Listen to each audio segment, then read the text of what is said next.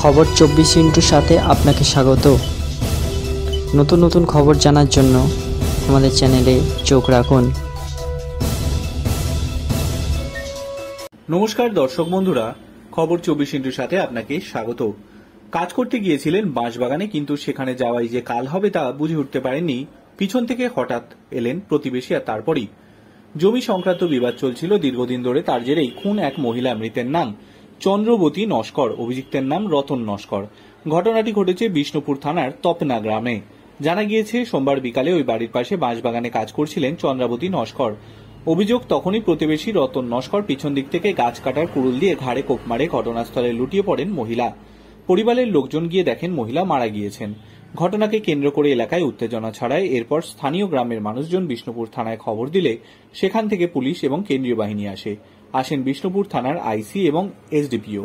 গ্রেফতার করা হয় রতন নস্করকেও। এলাকা থেকে উদ্ধার করা হয় খুনে ব্যবহার করা কুড়ুল। মৃতদেহ উদ্ধার করে ময়নাতদন্তের জন্য পাঠানো হয়েছে। পরিবারের অভিযোগ, দীর্ঘদিন ধরেই বাড়ির পাশের একটি জমি নিয়ে সমস্যা চলছিল চন্দ্রবতী এবং রতনের সঙ্গে। সেই থেকেই অশান্তির সূত্রপাত। ওই জমিতে বাড়ি কে বানাবে তাই নিয়ে বচসা শুরু হয়েছিল, আর তার থেকেই কার্যত ধারালো অস্ত্র নিয়ে হামলা চালানো হলো এবং মৃত্যু ঘটল। ব্যুরো রিপোর্ট, খবর 24x7।